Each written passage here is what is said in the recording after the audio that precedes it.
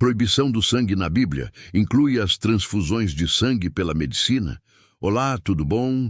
Estamos novamente aqui para conversar um pouquinho com você dessa vez a respeito de uma doutrina central das Testemunhas de Jeová e que desde que começou a vigorar tem sido motivo de grande controvérsia. Estou falando, evidentemente, da doutrina relacionada ao sangue, ou seja, das transfusões de sangue que são proibidas pelo corpo governante das Testemunhas de Jeová desde meados da década de 1940, mais precisamente desde 1945. Antes disso, Charles Taze Russell e Joseph Rutherford eram favoráveis às transfusões de sangue. Russell, inclusive, elogiava em seus escritos a técnica da transfusão e até incentivava os cristãos a doarem sangue. Mas isso tudo mudou. Na década de 40, conforme eu já disse, as transfusões passaram a ser proibidas pela liderança, pela autoridade eclesiástica, o chamado corpo governante. Pois bem, as Testemunhas de Jeová costumam usar alguns textos bíblicos para tentar dar um fundamento bíblico à proibição das transfusões de sangue, considerando-as uma violação à lei de Deus. Usam, por exemplo, o texto de Gênesis 9:4, as instruções da lei mosaica em Levítico 17, 13 e 14, entre outros, e principalmente aquela decisão apostólica registrada em Atos 15, 28 e 29. Mas a pergunta que se faz é: será que isso é realmente válido?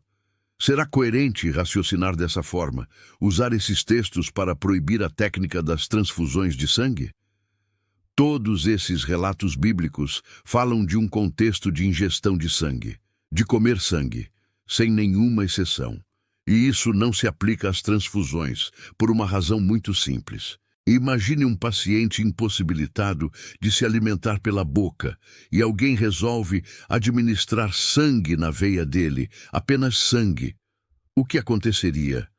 Ele morreria em pouco tempo, morreria de fome, de inanição. Por quê? Porque o sangue transfundido na veia não é reconhecido pelo organismo como alimento.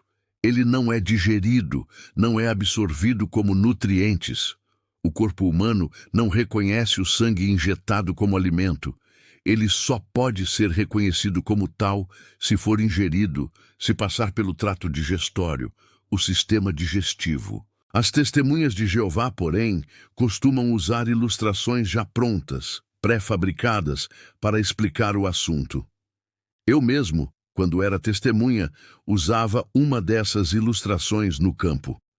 Quando alguém perguntava sobre sangue, eu dizia algo assim: imagine um sujeito diabético e o médico manda ele se abster de açúcar. Isso significa que ele não pode comer um doce, mas ele pode injetar glicose na veia? E a pessoa geralmente respondia: não, claro que não. E eu ficava satisfeito, achando que tinha provado o meu ponto. Mas hoje eu vejo que essa ilustração não se aplica. Era ignorância da minha parte achar que sim. O álcool e a glicose, ao contrário do sangue, são reconhecidos quimicamente como alimento pelo organismo quando injetados na veia. Já o sangue não é. Portanto, a comparação é incorreta. Todos os textos bíblicos usados para proibir transfusões, que falam sobre comer sangue, não se aplicam à técnica médica moderna da transfusão. É por isso que a Torre de Vigia, a sede das Testemunhas de Jeová, tem usado ultimamente a expressão sustentar a vida relacionada ao sangue, para continuar reforçando a proibição. Mas a verdade é que nós sustentamos a vida por uma série de meios e processos: comer, beber, respirar, dormir. E a Bíblia proíbe somente o comer sangue, algo bem específico. Outro ponto interessante é o que envolve o doador de sangue. Quando a Bíblia fala de derramar o sangue no solo, ela se refere ao sangue de um animal sacrificado para alimento. A ideia era devolver simbolicamente o sangue à terra, reconhecendo-o como sagrado, símbolo da vida que Deus, Jeová, concede. Mas isso é totalmente diferente de uma transfusão. No caso da transfusão, o doador não é morto. Ninguém mata uma pessoa para doar sangue. O doador continua vivo e não há necessidade de derramar o sangue como símbolo da vida devolvida a Deus. Não há, portanto, desrespeito algum ao caráter sagrado do sangue. O sangue, nesse caso, não é alimento e não é sacrifício. É apenas um recurso médico para preservar a vida. Além disso, vale a pena refletir: o que tem mais valor, o símbolo ou aquilo que ele simboliza? Por exemplo, esta aliança que eu uso é um símbolo do meu matrimônio. É importante, claro, mas se eu a perder, posso comprar outra. O mais importante não é o anel em si, mas o casamento, a relação, a família que ele representa. Da mesma forma, o que é mais importante? O sangue, como símbolo da vida, ou a própria vida que ele simboliza? Sem dúvida alguma, a vida em si é mais importante. As testemunhas de Jeová, muitas vezes sem perceber, ao seguir esse raciocínio equivocado da liderança, acabam valorizando mais o símbolo do que a realidade que ele representa, o sangue mais do que a vida.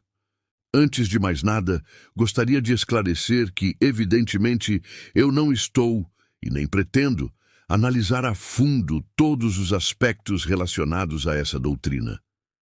Há muita coisa envolvida, muita leitura e pesquisa a ser feita, e não é em um vídeo de poucos minutos que isso deveria ser abordado. Então, quero apenas fazer algumas considerações básicas, algumas linhas de raciocínio, as mesmas que me levaram a meditar profundamente nessa questão, ler, estudar e pesquisar cada vez mais, a fim de chegar às devidas conclusões. É isso que estou trazendo aqui para você, compartilhando um pouco do que compreendi para que você também possa pensar e raciocinar a respeito. Talvez algo que eu diga aqui seja novidade para você. Talvez não, mas de qualquer forma, a ideia é que possamos nos ajudar mutuamente no sentido de chegar às conclusões necessárias, visto que esta é uma doutrina que mexe com vidas humanas.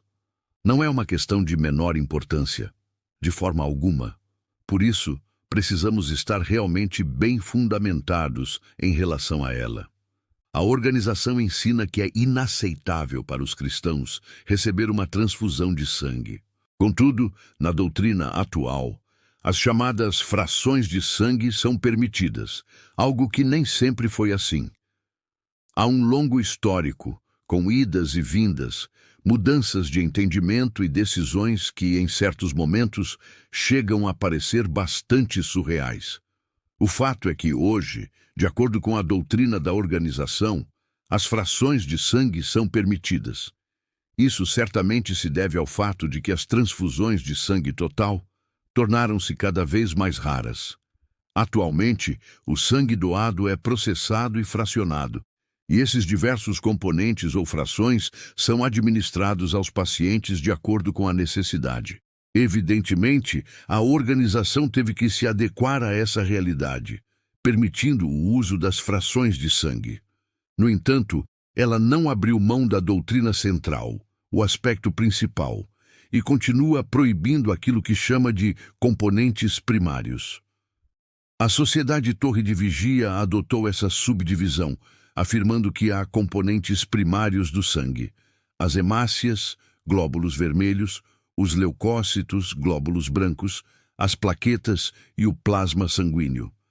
Esses são os chamados componentes primários. Já as demais partes são consideradas frações menores, ou componentes não primários, ou secundários. É importante destacar que essa nomenclatura e essa divisão não são usadas no meio médico. Não existe na literatura científica essa classificação. Trata-se de uma terminologia criada e usada exclusivamente pela Torre de Vigia. Por quê? Porque, para classificar algo como primário ou secundário, é preciso seguir algum critério. Se for, por exemplo, pelo critério da importância, o que seria o componente primário? Para um hemofílico, o componente mais importante é justamente o fator de coagulação específico que ele necessita. Para ele, esse seria o primário. Já para outra pessoa, não. Assim, esse critério não se sustenta. Se o critério for a quantidade ou concentração, também não se aplica. Existem frações consideradas não primárias pela organização, mas que estão presentes no sangue em maior concentração do que, por exemplo, as plaquetas, que são classificadas como primárias e têm uma quantidade bem menor.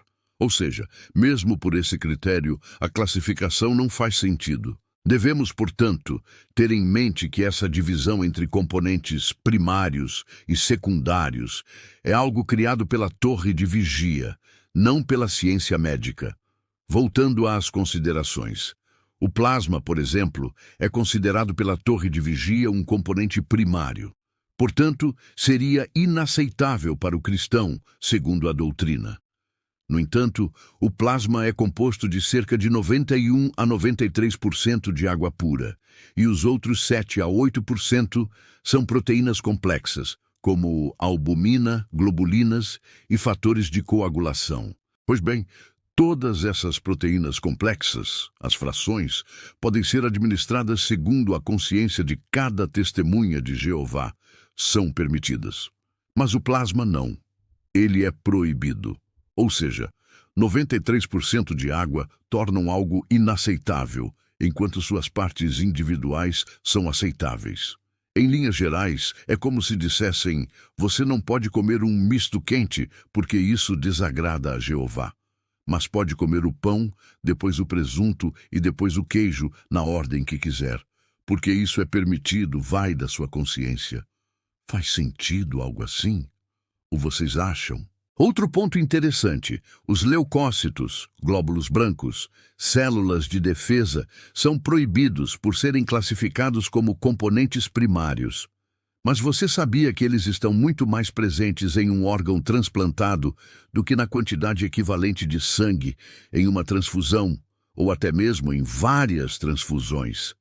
Isso porque os leucócitos, por serem células de defesa, estão concentrados principalmente nos tecidos.